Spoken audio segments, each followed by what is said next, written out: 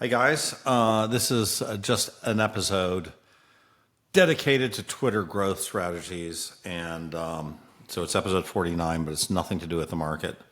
If you're interested in Bitcoin number go up, this is not the episode. If you're interested in growing your Twitter, this might be the episode. Okay, so I want to share. I'm going to share some screens, and we're going to take a look at kind of my Twitter strategy. So I only started getting interested in Twitter 90 days ago, which is, people have a hard time believing it, but it's true. I had like 3,000 followers 90 days ago. Was not focused on it, and just by focusing, I got myself up to 46,000 followers. And let's take a look at, so this is my Twitter analytics. And let's take a look at the tweet activity, right? So you can see right now, I'm getting about 1 million views a day for the last week. And I'm getting sort of 22 million impressions over the last 28 days. You can see here was less during this day. And Twitter analytics gives you some great kind of engagement and other relevant stuff. So here's that Brioni thing I did, 10% engagement. That's good. So anything that's sort of in the double digits, really good. This is a bad engagement. 2%, people did not engage with this tweet. So the first thing here is you've got these analytics. You can tell what kind of tweets are working, what kind of tweets are not working. And for example, you can look at your top posts. Here's the top post, right? And so the top post has been this top post about why stock to flow is bad, right? So it's 345,000 impressions. Pretty low engagement rate, but a lot of impressions, right? And 8,000 engagements was really big. An engagement, by the way, can be a click or an expand, right? So it does stuff. MSTR, right? So Ryan and other people were very excited that I kind of got back in and bought some MSTR options. So that was another one. Bitcoin 1 million. So people are interested in price targets. They like to make money, and they like to understand where I think the market's going. So you can sort of see, and this is all very important to me. I can't go through every tweet here and stuff, but here's sort of my post that was sort of negative on Lynn Alden. I regret that a little bit that I did that, but I think it was an accurate sort of post. Here's something on Peter Schiff and so on. So that's the first thing. You can learn from your analytics. This obviously will completely depend on what you're doing, but you should not just, you should look at the analytics and try to understand what's working and do more of it, okay? So let me now go to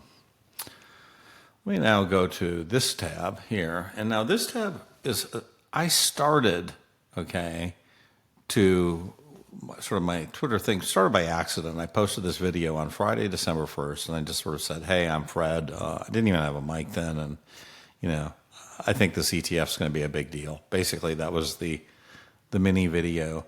And I got 1,000 likes on that, which was, a lot. And so I kept track, at least for the first 35 tweets I did, I kept track of the retweets, likes, bookmarks, and views, right?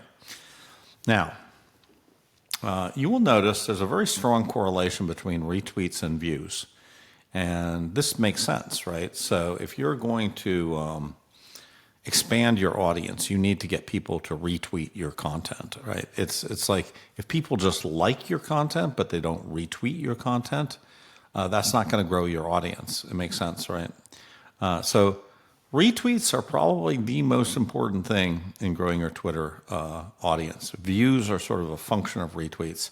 And actually, if you look at this ratio of views per retweet, you can see that it's somewhere between 700 and 1,400, right? So let's just say 1,000 retweets per view. This one is a very odd outlier. I have no idea why this thing got so many, so few views per retweet. But anyways, let's just say it's an outlier, statistical outlier. But everything else is very, very consistent, right? That we've got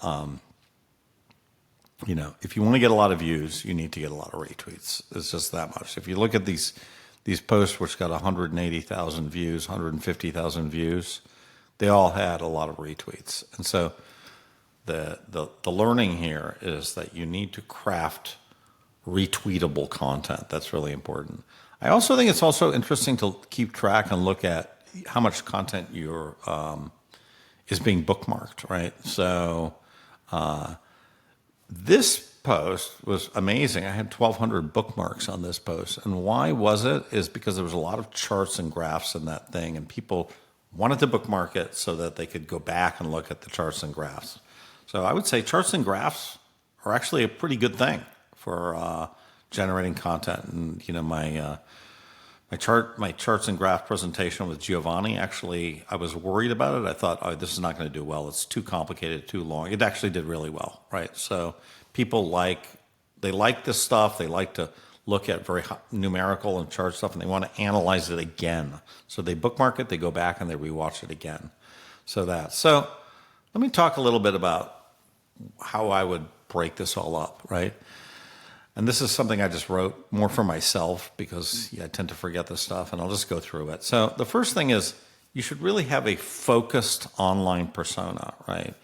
If you're Peter Schiff, your thing is just let's go gold. Let's bring back the gold standard, right? Everything's gold's good, dollar's going to zero. And, if you're the opposite and you hate gold, you should say gold sucks, Bitcoin's great or whatever, stocks are great. But you should be very, very consistent about how you approach your subject. And you should have very focused opinions, right? What you should not do is add in really too much about any of your opinions on politics or books or rap music or something. Now, you can throw in a little bit here and there, like I put, I like Brioni shirts or Laura Piana. And you can throw a little bit of that in there, but nobody's following you for your sort of lifestyle comments, right? Unless you're kind of Gwyneth Paltrow, right? Here's, in my case, I just focused on, I'm a successful guy, et cetera. That's my personality, right? So just be authentic, be you. Don't try to be somebody else, right? Being you is fine, If you're blue-collar Bitcoin and you're a fireman, that's great. People are interested in blue-collar Bitcoin firemen. But you got to be the fireman. You don't want to deviate from that. Second thing is, I would say, kind of be extreme. Do not take a middle-of-the-road position. Like, don't hedge your bets. If you don't have solid opinions, don't say them, right? If you were saying Bitcoin's going to 1 million inside of a decade, that's good. Trump's going to jail, that's good. Trump's going to be the next president, that's also good. But just take a stand. Do not have milquetoast, middle-of-the-road opinions. Tweet about things that are in the news, that's sort of obvious. Focus on retweets, I covered that. Look at a post and monitor the post very quickly. You should know if your post is going to working within, I would say, 120 seconds, 2 minutes, right? I've noticed that even in the middle of the morning or something, you can do stuff very good. But if something's not working, kill it, okay? Generally, I don't have to kill anything because most of my stuff works. But if I don't, I just kill it quickly because, you do not want to let your bad post sort of pollute your feed. Video, obviously, I think is great. I think in my case, I think I've proved that you don't need like this complicated setup or anything. You just need to be authentic. I would say get a mic. That is something that I was advised and I got it. I actually went ahead and bought all this other video equipment, and I basically returned it all because I said, I don't want to turn my house into a YouTube studio, or that's not into me. I'm not interested in that. So, I would say keep your tweets at 3 a day, but I do a little bit more. But you don't want to be 10, 20 tweets a day, but you don't want to be 1 tweet a day either. This is interesting. So the patterns I've noticed the following. Most of the results of a tweet happen in the first 6 hours. The next 6 hours is 25%. So within a day, your tweet dies, right? So, you're going to get a little bit of residual, but this is really much a live news kind of thing. So it's like, your tweet's not going to live forever. It's going to live. It's going to live for 12 hours. Some people say you should repost the same tweet again. I don't think this is a good idea, actually. I don't think it's a great idea to change the order of tweets or use pinned tweets or any of that. I think it's just keep it simple. Tweet.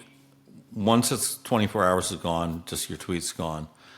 What's a great tweet? That's a good question. I would say you can measure it in terms of likes. And I would say, the gold standard, for me at least, is 1,000 likes a tweet. I think, this guy, Professor St. Ange, who writes these economic things, he typically gets 1,000 likes per tweet. I don't always get 1,000 likes per tweet. Most of my tweets get like 300 to 500. But if I get less than 100, something's not right for me. So, and in terms of retweets, I would say 100 retweets is sort of like, that's great. That's going to be amazing. If I get 100 retweets on a tweet, that's amazing, right?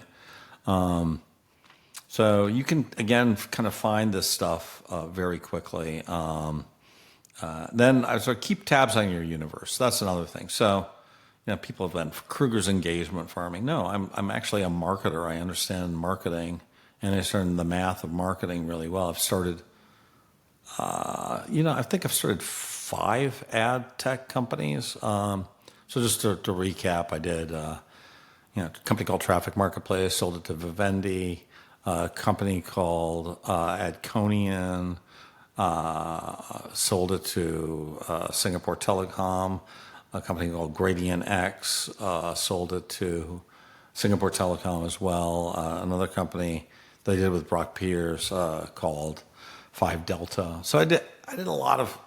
I've done a lot of quantitative ad measuring analytics and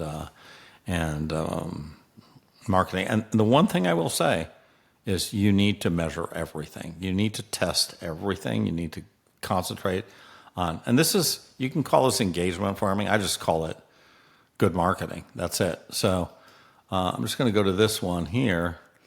This is sort of like this list that I made public, right? This list of how you compare to everybody else in your universe, right? And I'm not saying I'm certainly no Michael Saylor, right, with 3 million followers, right? But, here I keep track of kind of where I am with respect to my world, and here I am, Bitcoin boomer. So I'm 46 now, 46,000, right? I keep track in terms of number of followers, right? And I've got a fair amount of ways to go up, right? I could go up all the way down to, I think I could get into this range pretty easily, into the 150, 200,000, This range here, it's going to require a long, long time. I mean, guys like, Samson or Tom Lee from Wall Street, these guys have been at it. They've been busy building their Twitter engagement for 5-10 years, right? So, I'm here at 3 months. So that's that. So that's kind of my Twitter growth strategy. I also monitor how much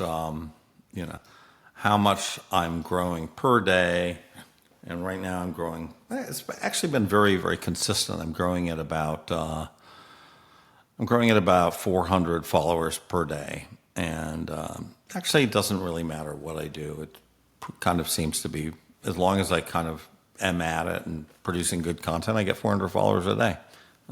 That's kind of what I've noticed. So I hope that helps you, no matter what you're doing. If you're in Bitcoin, or most of the people watching this will probably be interested in Bitcoin. But I think you can do better if you measure your results very well. if you quantify things and just take this very, very mathematical, quantitative approach to things, I think you can do as well as I am. It's not rocket science. So that's it. I hope this episode was somewhat useful, and catch you on episode 50.